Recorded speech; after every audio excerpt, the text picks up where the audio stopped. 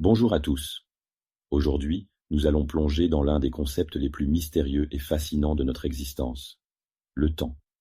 Et si le temps, tel que nous le percevons, n'était qu'une construction, une illusion dans une réalité simulée, que se passerait-il si le temps n'était pas une constante, mais un élément programmable, manipulable par les créateurs de la simulation? Les paradoxes temporels, ces énigmes qui défient la logique, pourraient-ils être des indices que notre réalité est plus flexible que nous ne le pensons? Dans ce chapitre, nous allons explorer comment le temps pourrait fonctionner dans une simulation et ce que cela signifie pour notre compréhension de la réalité.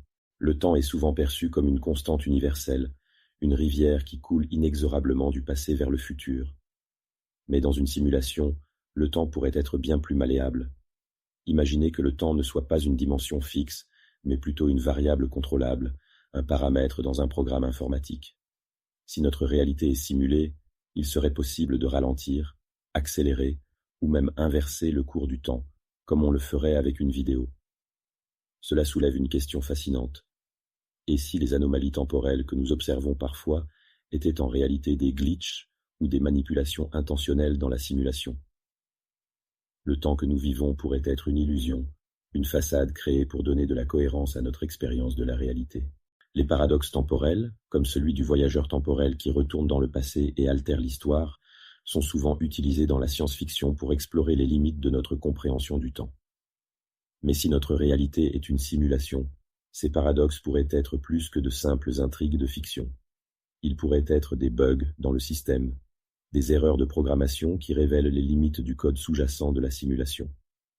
Par exemple, le paradoxe du grand-père, où un voyageur du temps empêche la naissance de l'un de ses ancêtres, pourrait être le signe que la simulation essaie de résoudre une contradiction impossible.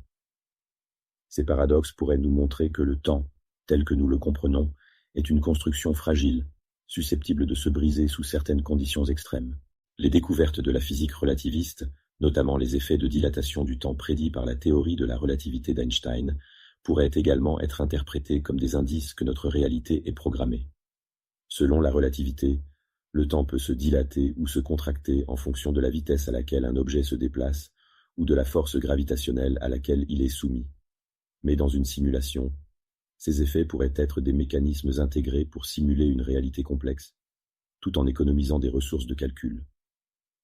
Par exemple, la dilatation du temps pourrait être une façon de ralentir certaines parties du programme lorsque les ressources sont limitées, créant l'illusion d'une réalité continue et cohérente.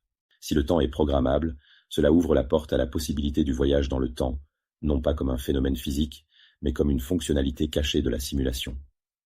Imaginez que les créateurs de la simulation puissent réinitialiser des portions de la réalité, revenir en arrière, ou même créer des branches alternatives de la réalité à partir de points spécifiques dans le temps. Dans cette perspective, ce que nous percevons comme des déjà-vus ou des expériences de temps perdu pourraient être les résultats de ces manipulations, des moments où la simulation a été modifiée ou réécrite. Cela signifierait que le passé, le présent et le futur sont tous des états modifiables, non pas figés dans l'histoire, mais malléables selon les besoins du programme. Si nous acceptons l'idée que le temps est une illusion dans une simulation, cela pourrait transformer notre vision de la vie. Que signifie vivre dans un monde où le passé peut être réécrit, où le futur est incertain, et où même le présent pourrait être une construction artificielle? Cela nous pousse à reconsidérer la nature de notre existence, à accepter que notre expérience du temps, aussi réelle qu'elle puisse paraître, est peut-être un outil destiné à nous guider à travers une réalité plus complexe que nous ne pourrions jamais imaginer. Peut-être que la véritable liberté réside dans la capacité à naviguer dans cette illusion, à trouver du sens et de la valeur dans un monde où le temps n'est qu'un autre aspect de la simulation. Les paradoxes temporels et les anomalies que nous observons pourraient bien être des indices que notre réalité est simulée et que le temps n'est pas aussi linéaire ou constant que nous le croyons. Si le temps est une construction, une variable programmable dans un vaste programme cosmique, alors notre compréhension de la réalité doit s'élargir pour inclure cette possibilité.